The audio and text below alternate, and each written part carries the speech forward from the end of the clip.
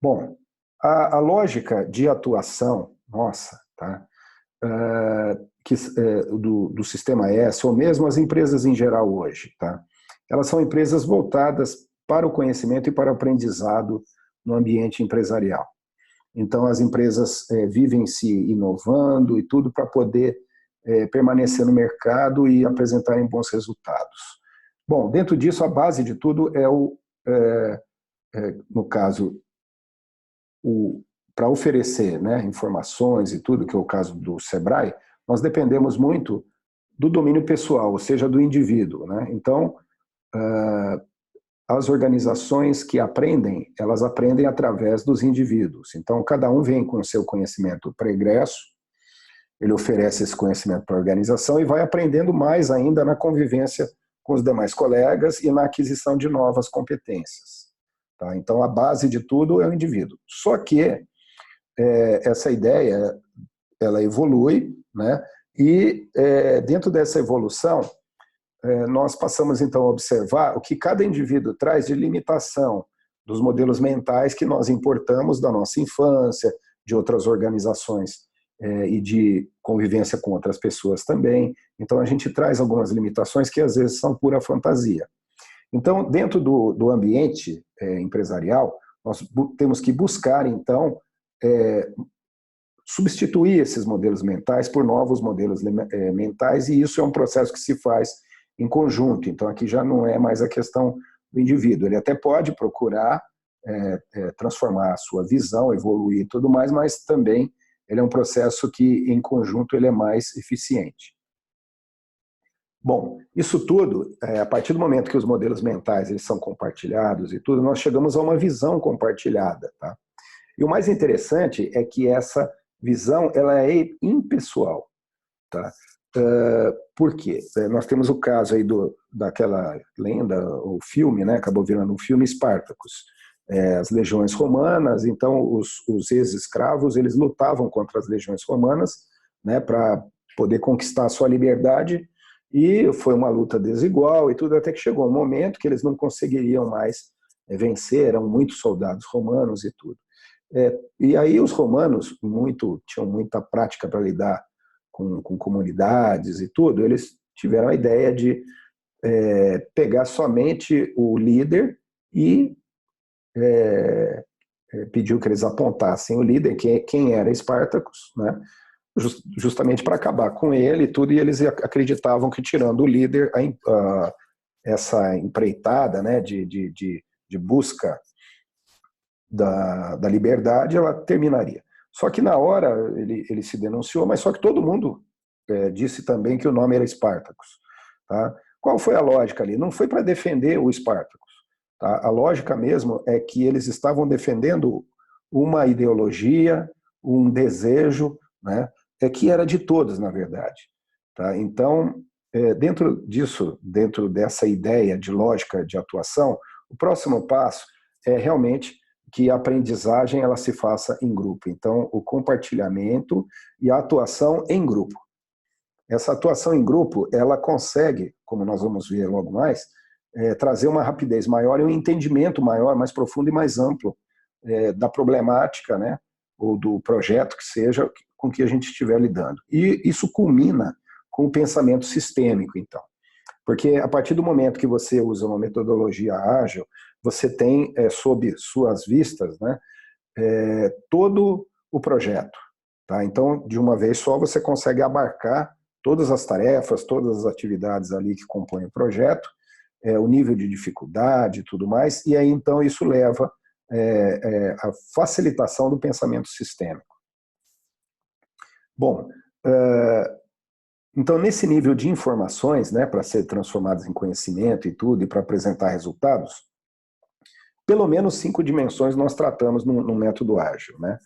Então, primeiro, a gente escolhe as pessoas certas para poder fazer aquele conjunto de atividades. Então, na dimensão da pessoa e de haver uma distribuição de esforços ali. Tá? E uma identificação também, pessoas que se identifiquem com aquilo, tá? Para ela poder, no final das contas, trabalhar mais feliz e apresentar o máximo possível de resultados. O fator tempo também, ele é trabalhado, é uma coisa importantíssima dentro do método. O esforço para cada tarefa, o esforço despendido para cada tarefa, a qualidade ela é revisada também, ciclicamente, e busca-se sempre uma entrega além daquela que foi combinada. Bom, existe, então, uma diferença de velocidade no trabalho entre pessoas e entre grupos. Tá? Essa diferença entre pessoas é de 10 para 1. Trocando em miúdos, se duas pessoas fizessem uma prova de matemática lá, do nível delas, e as duas tirassem 10, a diferença que a gente vai ter, no final das contas, entre elas, possivelmente, vai ser na velocidade de entregar a prova. Às vezes uma vai fazer a prova em 10 minutos e a outra vai fazer, então, a mais lenta, vai fazer em 100 minutos. Ela vai levar 10 vezes mais tempo. Tá? Então, no mundo do trabalho, na nossa vida cotidiana, né, o que faz a diferença é a habilidade, então. Porque, sendo o conhecimento o mesmo, ou seja, a entrega que eu vou fazer é a mesma, no mesmo nível, né, vamos dizer, de excelência, no mesmo nível de qualidade, a diferença mesmo está na rapidez, tá?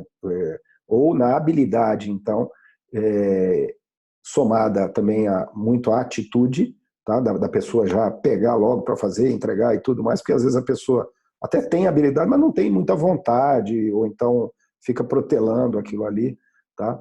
Então, entre pessoas é de 10 vezes. Vejam, é enorme, né, a diferença. Isso foi medido pela Universidade de Yale.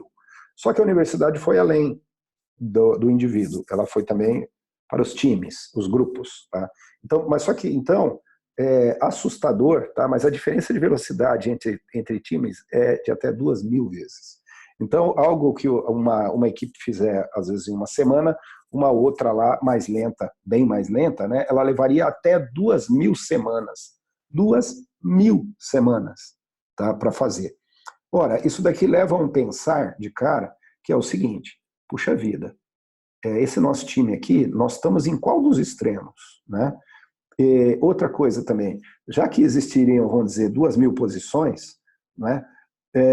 Supondo-se que eu não seja nem o mais rápido nem o mais lerdo, tá? A lógica aqui é que eu posso, então, tornar o grupo mais ágil. Tá?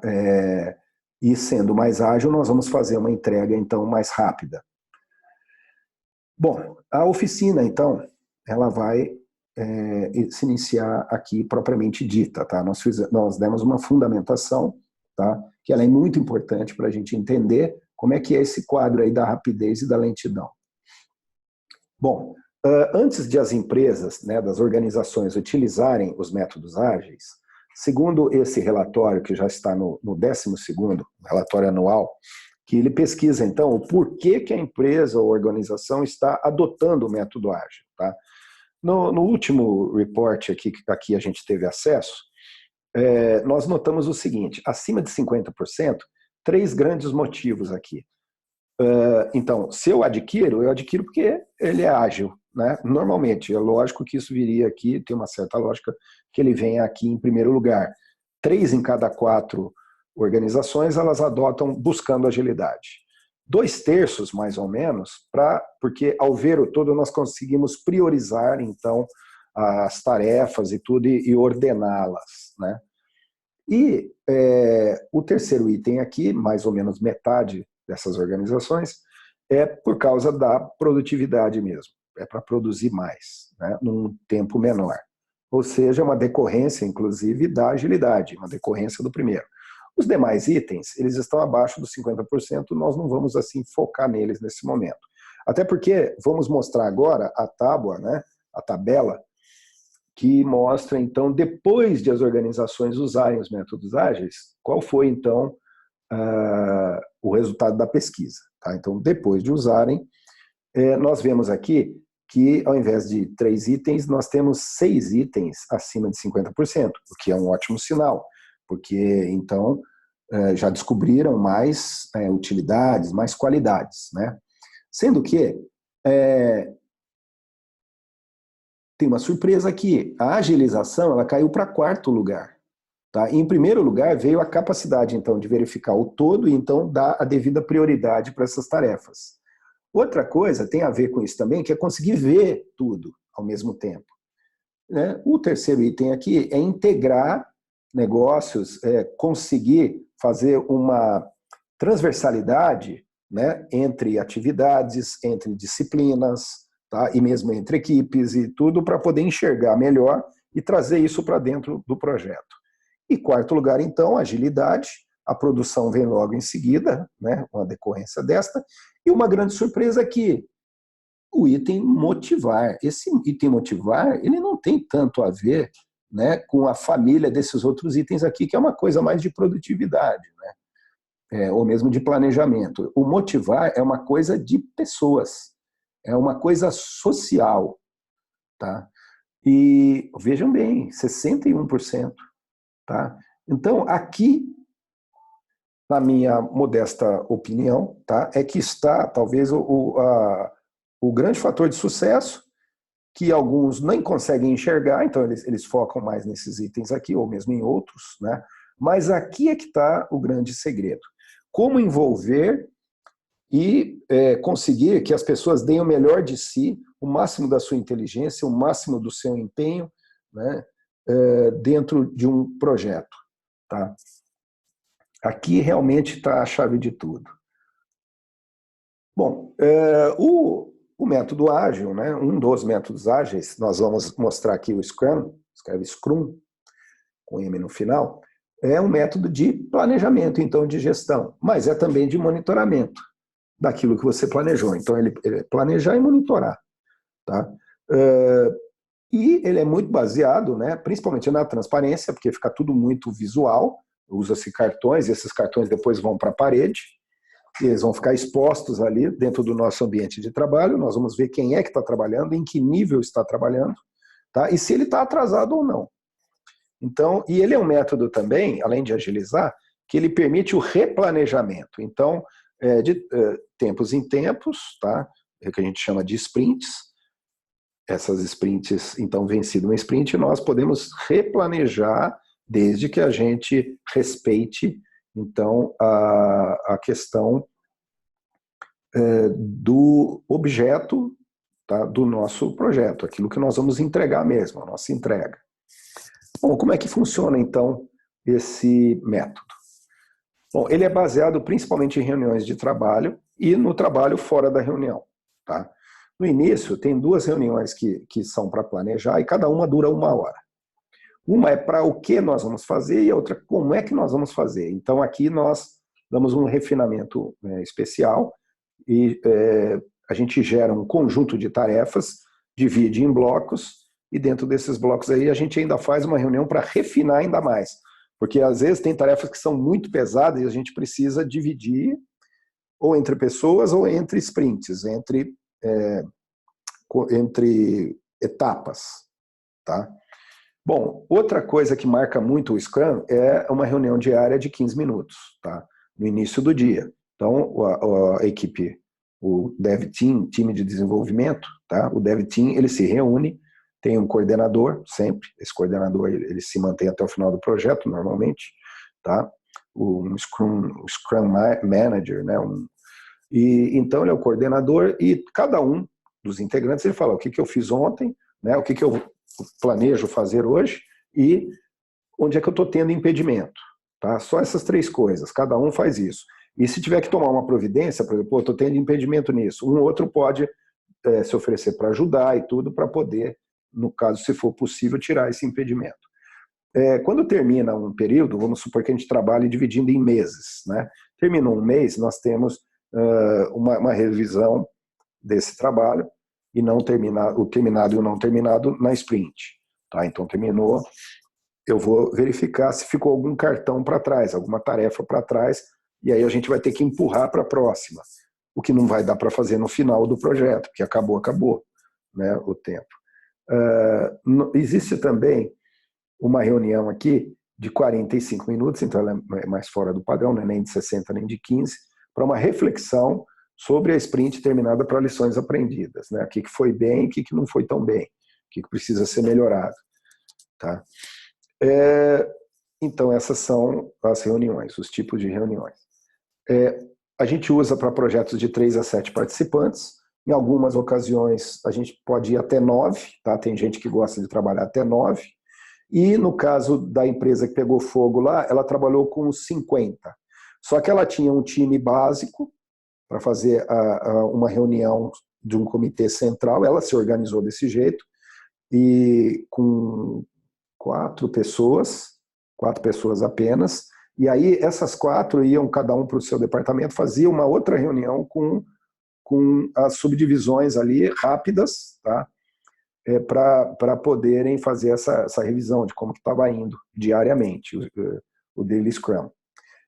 Outro detalhe importante aqui é que, ao fazer essas reuniões, onde todos participam obrigatoriamente, tá, nós estamos diminuindo a quantidade de comunicações, porque imagina aqui até 7 participantes. Tá?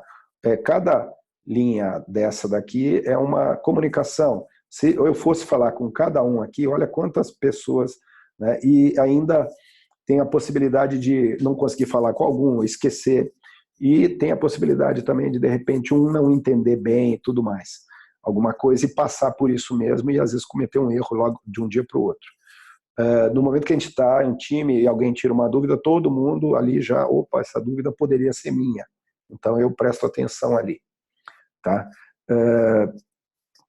Bom, então serve para projeto. Só lembrando aqui, projeto é aquele negócio que tem início e fim definido, ele é progressivo, quer dizer, vai até terminar, né? Vai se evoluindo. Tem limitação de recursos, então se tiver 4 pessoas, é 4 pessoas mesmo, é o que você conseguiu para o projeto, e tem limitação de recursos também orçamentário, tá? Não tem geralmente dinheiro à vontade, o nosso projeto tem que funcionar dentro desse limite aqui. Tem que ter um objetivo claro e viável também, tanto que tem projeto que no cálculo de risco ele já não passa, ele não vira projeto, porque o risco às vezes é alto demais em empresa, o time não quer assumir aquele risco ali, ele é perigoso para a organização, e ele é único então, porque é ele que trata de entregar isso daí. Bom, como é que a gente faz para criar essa lista, então, do que a gente vai fazer? Tá? Primeiro, a gente vai pegar cartões, tipo esse daqui, ó. Existem desses cartões em cartolina, ele tem mais ou menos aqui uns 20 por 10. Talvez uns 22 ou 23 por uns 10, tá? Então, esse cartãozinho aqui, que pode ser de cartolina ou de um papel comum mesmo, com a gramatura menor, se for baratear custos, é ótimo, tá? Até porque não vai ter que ser uma coisa tão grossa igual cartolina. E aí a gente pega e vai escrevendo em todos eles, tá? As atividades todas, as tarefas todas que o grupo vai ter que fazer. Bom, detalhe. Primeiro faça isso você, se você for coordenador do grupo, mas guarde para você, até para não esquecer de nada. Porque quem tem que gerar isso daqui é o grupo. E o grupo, ele trabalha em pé nessa reunião, né, de planejamento, ele vai trabalhar em pé, e você aproveita o piso ali, tá, para poder colocar os cartões, e aproveita todo mundo para escrever, até para gerar rapidez nesse processo. E lembrem que a reunião dura 60 minutos. Aí faz uma outra depois para falar, puxa, de repente, montar esse PMV aqui é um negócio que, putz, vai dar trabalho, então vamos dividir isso daqui e tal, ou gerar um bloco de ações para isso, tá? Então, separado e tal. E aí é a outra reunião de 60 minutos e tal, e todo mundo trabalha, então, para gerar os novos cartões. Bom, então, a equipe, e é muito importante que a equipe faça isso, tá? Que todos opinem, o coordenador ele puxa as pessoas para participar, e você falando o que você acha e tal, você tem uma outra ideia, rapidinho ali, né, para poder acontecer. Então nós vamos esse bloco de cartões aqui, tá? O próximo passo depois disso é nós juntarmos esses cartões pela lógica. Então, por exemplo, uma coisa que você vai planejar primeiro, executar, vai monitorar, vai fazer uma reunião de fechamento, ou faz uma de kick-off, de início de projeto. Então você pega e gera blocos aqui, tá, que é o produto que você tem que entregar. Tá? E depois você vai dividir as tarefas todas e vai puxar para esse bloco. Então, esse bloco, vamos dizer, de planejamento, ele tem essas tarefas aqui, esse outro aqui tem essas tarefas, esse outro essas tarefas, e esse outro essas 4 finais aqui. Bom, e a ideia, então, é pegar essas tarefas aqui e dividir por sprints. Tá? As sprints são essas unidades de tempo, que nesse caso aqui nós estamos lidando com meses, tá? Então, janeiro, fevereiro, março, abril e maio. Então, 5 sprints, 5 unidades de tempo. Fala, puxa, mas a gente vai ter que detalhar mais, tem cartão demais aqui por mês. Eu posso fazer, por exemplo, quinzenas, tá? Então, eu pego, gero, ao invés de 5, 10 colunas com quinzenas. Então, janeiro 1, janeiro 2, fevereiro 1, fevereiro 2, e etc. Tá bom? Isso dependendo da conveniência e da rapidez. Tem projeto de 3 anos que às vezes é melhor adotar trimestre. Tá? Vai depender muito do nível de controle que você quer. Bom, aí vamos distribuir então esse conjunto aqui, né, pelas sprints, tá? E pelo backlog. Tá? Esse conjunto, essas atividades aqui são de planejamento, o grupo assim decidiu, ele analisou, né, aquele grupo ali que está trabalhando dentro do projeto, então você vai alocando os cartões dentro dessas sprints, que nós vamos convencionar aqui, nesse caso aqui, nós que são meses, tá? Então, a sprint 1 é o mês 1 do projeto, que pode ser julho, tá? Esse daqui é agosto, esse setembro e outubro, tá? Então, nós alocamos isso. Tá? Isso daqui vem depois, isso aqui a gente pode pôr para outro mês e tal. Primeiro a gente faz essa alocação. Lembrando que o fechamento vem aqui. Se eu pusesse um outro backlog aqui para fazer um início, tá? Um kickoff, papapá, então teríamos mais um bloco, né? Mais um bloco antes aqui, com um cartão, então, escrito lá, reunião de kickoff, tá? E aí viriam esses outros aqui. Então, notem que formam uma escada aqui, tá? Vai ser assim sempre. Esses nomes ou essa lógica aqui, ele pode ser diferente, tá? Mas eu já estou mostrando uma espécie de arquétipo aqui que a coisa funciona mais ou menos dentro dessa lógica, como se fosse mesmo uma lógica de projeto, tá? A gente pode fazer mais subdivisões aqui, desde que elas sejam úteis e desde que o grupo assim o queira. Bom, como que nós vamos avaliar, então, esses esforços, tá? Nós vamos trabalhar com a questão de utilizar, eu gosto de usar, para ganhar tempo, para não ter que ficar, eu gosto de utilizar um baralho mesmo, tá? E a gente pega, vejam bem, aqui, então, um baralho, e eu fui do 1 até o 13, ó, tá? O 13 aqui, tá? Que é o reis, né? E dentro do baralho nós temos 4 naipes. Então, nós temos 4 naipes diferentes. Eu dou um naipe para cada uma de 4 integrantes do projeto. Vamos supor que ele tem o máximo lá, que é 7. Eu uso 2 baralhos, tá? Então eu separo essas cartas aqui. Mas, Carlos, por que você foi até o 13, tá? Bom, porque na prática, os projetos com que eu vim trabalhando nesses tempos, inclusive em consultorias, eu percebi que até aqui dá para a gente trabalhar e fazer uma divisão legal. Tá? Mas é claro que se você perceber que vai até o 21 ou 34, tudo bem. Tá? E também porque eu posso usar o baralho. Tá? Se eu quiser, de repente eu posso usar um coringa aqui para substituir um valor, tipo ir até o 21. Tá? Ah, mas não dá, eu não tenho baralho. Tá, pega uma folha de papel, divide e faz os cartõezinhos. Tá? Mas o importante é que cada um dos integrantes, tá, ele tem que ter um desse na mão. Porque é isso que ele vai poder jogar na mesa na hora de pegar um cartão daquele lá e falar assim, quem é que vai fazer isso e qual o nível de esforço. Tá? Então, para facilitar as coisas, tá, o que eu gosto de fazer? A pessoa que normalmente ela vai coordenar, ela já escolhe uma coisa que ela saiba fazer e que normalmente outros não sabem tanto. No meu caso aqui, tá, eu gosto, por exemplo, de analisar os riscos do projeto e não é uma coisa que muita gente domine. Tá? Mas tudo bem, se tiver mais gente, então ele entra primeiro e fala, olha, eu vou e eu considero um esforço 8, tá? Ele joga na mesa. Se tiver mais 1 ou 2, tá? Eles vão jogar e nós vamos comparar, então, o esforço que eu estou imaginando, né? Tá? E por que eu jogo esse? Porque ele não é nem muito grande, nem muito pequeno, porque eu estou ancorando ele aqui. Ele vai servir de referência para depois, o próximo aqui, que a gente for ver, quem é que sabe fazer, listar a atividade, botar em bloco. Né? Então, vamos dizer que 3 pessoas vão fazer, mas elas vão ter noção se isso exige mais ou menos esforço do que fazer uma análise de risco de um projeto. Tá? Então, nós estamos gerando uma referência ou ancoragem aqui, tá bom? É um ancorador. Tá? Então, cada cartão desse, nós vamos fazer uma rodada, tá? Do que a gente chama de planning poker, tá? É um planejamento. Só uma curiosidade. Por que 1, 2, 3, 5, 8, 13, 21, 34? Vocês vão perceber que o próximo aqui seria 55. Porque cada número aqui é a soma dos 2 anteriores. Então, o 8 é o 5 mais 3 e assim por diante. O 3 é o 2 mais 1. E essa é a série de Fibonacci, tá? Por quê? Para não ficar gerando aquele negócio de, pô, o esforço 10 aqui é o dobro do outro. O meu é o dobro, não, é o triplo do outro. Então, o fato desses números virem na série de Fibonacci, CCI, Fibonacci, tá? Isso daqui ajuda a tirar essa referência. Outra coisa, mas então o esforço é o tempo que vai levar? Não necessariamente, tá? Esforço é esforço, tá? É nível de dificuldade. Às vezes eu vou...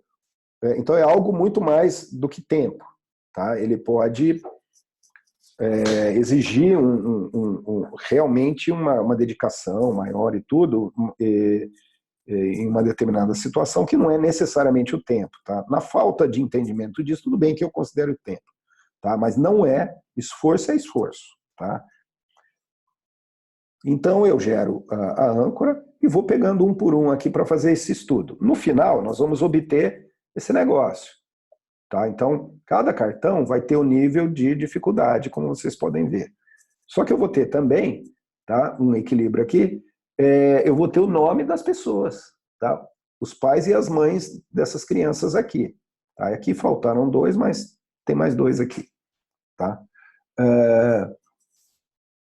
E isso dentro de cada mês, nesse caso, se for mês, o período padrão da sprint que nós escolhemos. Então, nós vamos ver aqui que nós temos as 4 sprints com o nome das pessoas e tudo, tá? E aí, nós vamos perceber que nós vamos, então, somar esses esforços, e no primeiro mês, por exemplo, tem um esforço de 55, no segundo 67, terceiro 61 e no quarto 17. Então, pelo menos 2 coisas me chamam a atenção aqui. Puxa, será que eu não conseguiria pegar esse conjunto aqui e jogar para cá? Primeira pergunta, né? Para analisar sempre em grupo. E o outro aqui, pô, esse daqui dá uma diferença razoável. Será que eu não consigo pegar coisa daqui ou coisa daqui, jogar para cá e coisa daqui, jogar para cá? Será que isso daqui tinha que estar aqui, um determinado cartão, e não aqui e o outro para cá? Então gera essa análise, né? Que tá dentro lá do como fazer, tá? Bom, e outra coisa, por exemplo, aqui dentro, a gente tem que olhar também as pessoas. Ó, nesse caso aqui, ó, a Maria, aliás,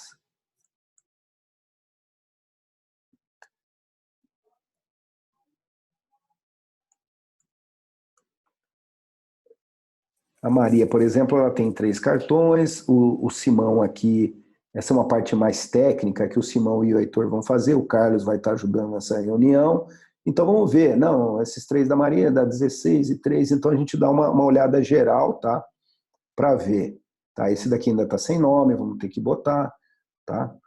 Para poder trabalhar no projeto. Bom, então o equilíbrio do Dev Team, Dev vem de Development, né? Time de desenvolvimento. Tá? Então vamos verificar se está bem equilibradinho mesmo e tal, e fazer alguns ajustes aqui. Bom,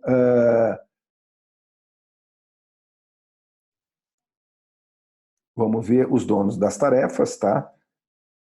Esses esforços por sprint. E, no caso aqui, nós pegamos, então, e puxamos essas tarefas aqui para ser feitas nos outros, guardando uma lógica. E aí nós obtivemos, então, a eliminação do 4º mês. Então, o meu projeto diminuiu para 3 meses, tá? E uma nova soma também, tá? De repente, será que dá para puxar coisa para cá? Então, esse time aqui chegou à conclusão de que no primeiro mês era preferível deixar 56 e aqui 69, 64, um equilíbrio maior aqui. Bom, ao puxar e eliminar o quarto mês, percebam que as tarefas de monitoramento elas não fazem sentido mais do quarto mês, até porque não vai existir um quarto mês. Tá? Então, essas duas aqui, nós ganhamos, esses dois esforços, nós ganhamos. Esse treinamento aqui também, ele deixou de existir. Tá? Ele veio aqui para baixo. Até porque terminou ali, os fluxos terminaram ali. Bom, agora a questão do Kanban.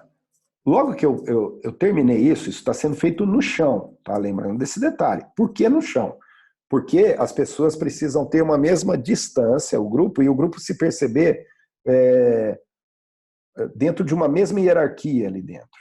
Tá? É fundamental que trabalhe no chão, até para pegar, ir lá e ter aquela facilidade de ir ali e mexer. Bom, Carlos, mas tem que ser no chão? Bom, eu adoto também, se tiver uma mesa ampla, tá? Ficar em volta da mesa trabalhando, até para não ter que agachar, tá? Se for uma equipe mais madura e tudo, né? Pode também, eu não senti grandes diferenças, tá? Mas o problema de mesa é o lance de alguém querer ficar em cabeceira, tal, que já dá uma ideia, né? A nossa intenção, se a mesa for redonda, bacana, mas o duro é uma mesa redonda para caber um monte de cartão assim, tá? Se for um projeto que espicha aqui para baixo, tá? Pode dar problema. Então, o melhor mesmo é o chão mesmo, tá? É o piso. Tá? Usar o desenho do piso ali mesmo para poder fazer isso, tá? Para as pessoas perceberem aqui, usando o piso. Bom, a gente constrói também um Kanban para poder controlar. Feito todo o trabalho no chão, eu vou levar para a parede. Então, eu vou botar na parede isso daqui, isso vai para a parede. Tá?